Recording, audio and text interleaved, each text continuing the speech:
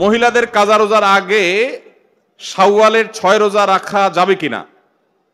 মহিলারা তাদের মাসিকের কারণে যে ভাঙতি রোজা হয়, শাওয়াল মাসে তারা কি সে ভাঙতি রোজাগুলো, কাজা রোজাগুলো আগে রাখবেন নাকি শাওয়ালের 6 রোজা আগে রাখবেন? এটা একটা কমন প্রশ্ন।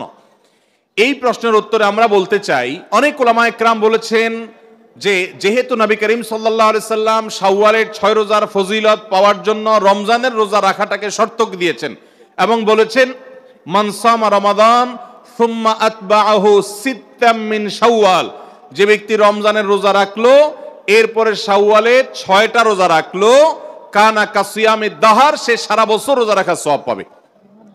কিভাবে এই রোজা রাখার সওয়াব হয়?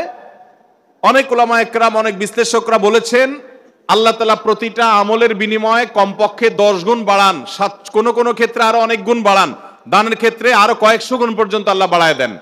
10 গুণ করে যে বাড়াবেন, এই জন্য রমজানের 30 দিনে 30টা রোজা আর শাওয়ালের 6টা রোজা, মোট 36কে 10 গুণ দিলে 360, সারা বছর রোজা রাখার সওয়াব হয়।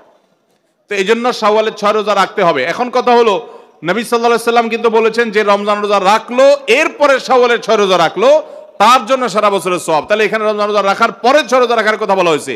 এই জন্য অনেক উলামায়ে কেরাম বলেছেন মহিলারা তাদের ভাঙতি রোজাগুলো আগে রাখবে, তাহলে রমজান রোজা রাখা হয়ে গেল, এরপরে শাওয়ালের 6 রোজা রাখবে। এটা একটা মত।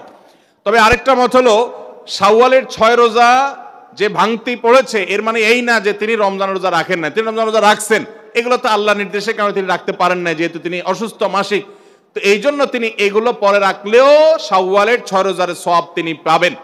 কারণ শাওয়ালের 6 রোজা তো শাওয়াল মাসে না রাখলে আর হবে না, পরে রাখলে আর হবে না, কিন্তু এই কাজাগুলো তো পরে রাখলেও আদায় হবে। তো উত্তম হলো কাজা আগে করে যদি শাওয়ালের 6 রোজা রাখতে পারেন সবচেয়ে উত্তম, না পারলে অন্তত শাওয়ালের গুলো আগে রেখে কাজাগুলা পরে রাখলেও আশা করতে পারেন আল্লাহ তাআলা শাওয়ালের 6 রোজার ফজিলত দিবেন।